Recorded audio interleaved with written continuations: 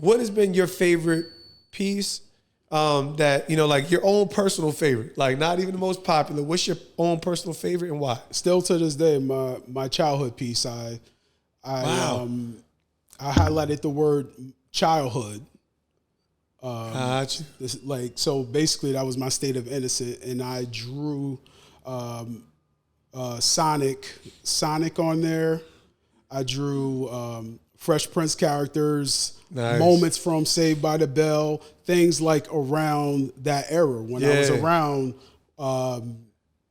10, 12. Nice. You get what I'm saying? Yeah, so it's a whole, like, I had Boys in the Hood on there. I had a bunch of things that I basically right. So moments that, and everybody enjoys it because, and shout out to IG fans because they enjoy it because I'm taking a part of their life, bro, and literally, like, oh my God, I remember this. and some people literally thank me and say, I appreciate you just for even bringing this back into my life because it was nothing like that time. Yeah. And to put a smile on somebody else's face, it keeps me going, tell you the truth, man. That's and it's a lot of people out there that's hurt, man. And life is hard, man. Man, it's we not can easy. talk about it. It's real. So just to have somebody smile and say, like, that puts a bright smile on my face, man. Tell you the truth. Like I said, I'm a tweener, so I'm literally born right in 1980. So I tell you, I was born at the perfect time because it was like the intersection. By the time I'm 10 years old,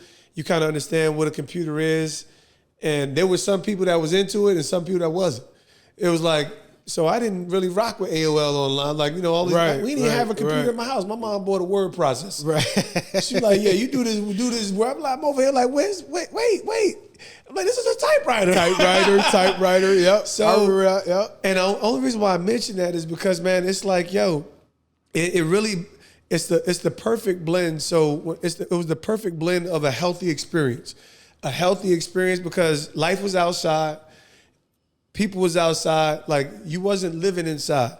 And but in relation to when you talk about the pain points, man, like it's craziness outside. A lot of the people I knew and grew up with, they had challenges where fathers weren't present. We could talk about the crack era. We could talk about so many different things 80s. That impacted a previous generation that left us a little bit lacking some things that we didn't even know we was lacking. Mm-hmm.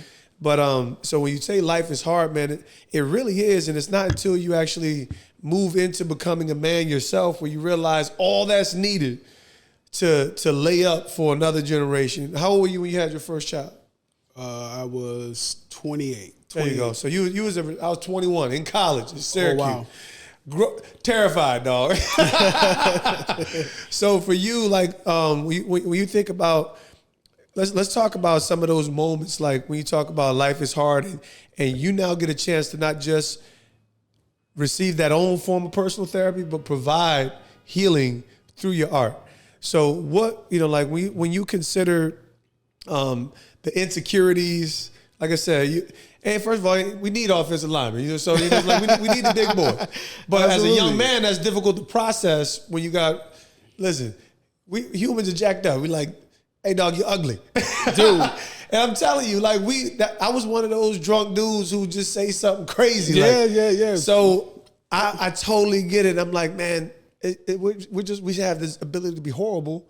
So for you, when you think about the intersection of what your therapy and provide therapy, what does that mean to you? And what was the thing was there anything that ever was like a real blow to your soul to the point where it's like, you say you retreated and recluse. Like, what was the moment where you was like, I don't even know.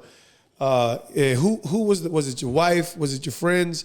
How do you dig yourself out of those places? Or is it a combination of things? I say losing the side of my immediate family who I'm no longer close to. Like now it's... Lost some really close family members. I still reflect on it because, dealing with the loss. It's unfortunate. It's unfortunate, but my wife helps me cope with it. A therapist. I have a therapist too. Excellent, man. Everybody needs a therapist, and there's nothing wrong with it. Well, we're normalizing it now. I preach the gospel to it, man, because honestly, everybody needs somebody to talk to, regardless. Sure. Because, even if you're fine, like I feel nothing wrong. Sure. Is wrong with therapy because in the Black community, I think we frown upon it. Like nothing's wrong. Like nothing's wrong. Like like a beating to help. Like how many times you gonna beat a kid until they're continuously doing the same acts and they're still acting out? So there's something wrong there. You Let's get gain what I'm some saying? understanding. Yeah.